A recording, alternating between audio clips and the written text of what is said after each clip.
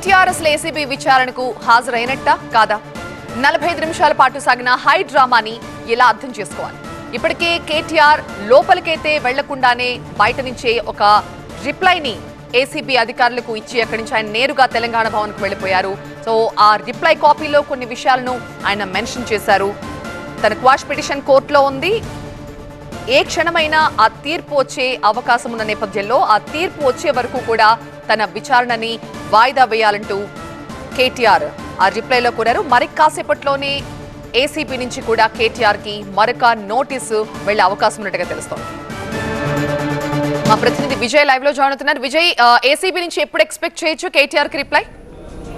దాదాపు మరికొంతసేపట్లోనే ఎందుకంటే ఆయన ఇచ్చిన రిప్లైలో ఏవైతే మెన్షన్ చేశారో వాటన్నింటి ఆధారంగా మరొక నోటీస్ని ఏసీబీ రెడీ చేస్తుంది. ఎందుకంటే కేటీఆర్ ఏదైతే రిప్లైలో కొన్ని అంశాలు మెన్షన్ చేశారో, మీరు ఇచ్చిన నోటీసులో కొన్ని పర్టికులర్స్ కావచ్చు, కొన్ని కేసుకు సంబంధించిన స్పెసిఫిక్ ఇన్ఫర్మేషన్ ఏది కూడా అడగని కారణంగా ఈ కేసుకు సంబంధించినటువంటి తాను ఇట్లాంటి డాక్యుమెంట్స్ ప్రొడ్యూస్ చేయలేకపోతున్నాను, మీరు కేవలం కొంత ఇన్ఫర్మేషన్ కావాలి, కొన్ని డాక్యుమెంట్స్ కావాలి, కొంత సమాచారం కావాలని మాత్రమే మీరు ఆ నోటీస్లో మెన్షన్ చేశారు. ఎక్కడ కూడా పర్టికులర్స్ అంటే కేసుకు సంబంధించి ఏ డీటెయిల్స్, ఏ ట్రాన్సాక్షన్స్ కావచ్చు, లేకపోతే ఎట్లాంటి డాక్యుమెంట్స్ అనేది మీరు చెప్పలేదు అనేది ఒకటి చెప్పారు. దాంతోపాటుగా కోర్టు ఆదేశాలు, హైకోర్టు ఆదేశాలు వచ్చేంత వరకు కూడా ఈ కేసు ప్రొసీడింగ్స్ ఆపాలి, ఎందుకంటే కోర్టులో తీర్పు పెండింగ్ ఉన్న కారణంగా ఈ కేసుకు సంబంధించి మీరు ఫర్దర్గా ముందుకెళ్ళొద్దంటూ కూడా ఆయన కోర్టు తీర్పు వచ్చేంత వరకు కూడా అనే విషయాన్ని మెన్షన్ చేశారు. సో రెండు కన్సిడరేషన్స్ ఆయన ఈ రిప్లైలో చెప్పారు. ఎందుకంటే ఒకటి ఎవిడెన్స్ అయితే మీరు అడిగారో, ఓ పర్టికులర్ సబ్జెక్టు, పర్టికులర్ ఏదైతే ఒక ఇష్యూకి సంబంధించి ఒక పర్టికులర్కి సంబంధించినటువంటి ఏది కూడా అడగలేదు.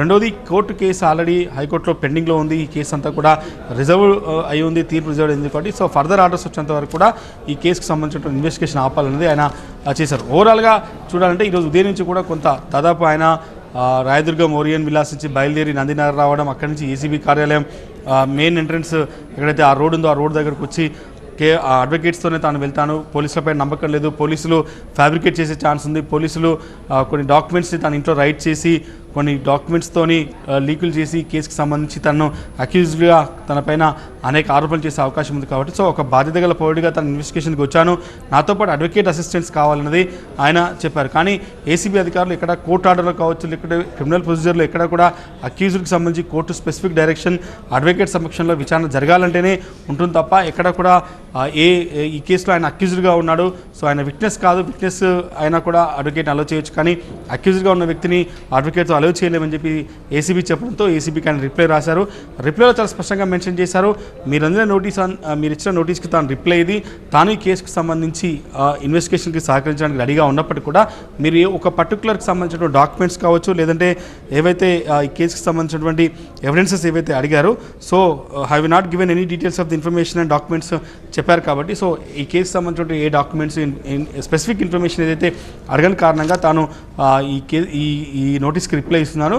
దాంతోపాటుగా ఒక రిక్వెస్ట్ కూడా చేశారు, ఈ కేసుకు సంబంధించినటువంటి తీర్పు హైకోర్టులో పెండింగ్ ఉన్న కారణంగా ఈ కేసులో ప్రొసీడింగ్స్ ఆపాలి, ఆ జడ్జిమెంట్ వచ్చేంత వరకు అనేది కేటీఆర్ రిక్వెస్ట్. సో దాదాపు ఉదయం నుంచి జరిగినటువంటి ఇష్యూకి చూసాంతో ఏసీబీ ఫర్దర్గా నెక్స్ట్ ఒక నోటీస్ కాపీని అయితే రెడీ చేసింది. దాంట్లో పర్టికులర్స్, ఏ కేసు, ఏ డీటెయిల్స్, ఏ ట్రాన్సాక్షన్స్ కావచ్చు, లేకపోతే ఏ విషయాలను అయితే అడుగుతున్నారు. ఎందుకంటే కేటీఆర్ పైన అలిగేషన్స్కి 5 అలిగేషన్స్ ఏసీబీ వాదనల సందర్భంగా హైకోర్టులో చేసింది. ఏసీబీ ఎఫ్ఐఆర్లో కూడా అవే మెన్షన్ చేసింది. ఫార్ములా ఈ రేస్ కేసుకి సంబంధించిన దాంట్లో ప్రొసీజర్ మిస్యూజ్తో పాటుగా ఎట్లాంటి అనుమతి లేకుండా, క్యాబినెట్ అప్రూవల్ లేకుండా డబ్బులు చెల్లింపుకి సంబంధించి హెచ్ఎండిఏ కాంపిటెంట్ అథారిటీ హెచ్ఎండిఏ చైర్మన్గా ఉన్నటువంటి కేటీఆర్ ఆదేశాలతోనే ఈ అధికారులంతా కూడా డబ్బులు పంపారు. కాబట్టి ఆ ట్రాన్సాక్షన్ డీటెయిల్స్, ఆ జీవోస్, ఏవైతే లెటర్స్ అన్నిటి కూడా పూర్తి స్థాయిలో అడిగే అవకాశం కనిపిస్తుంది.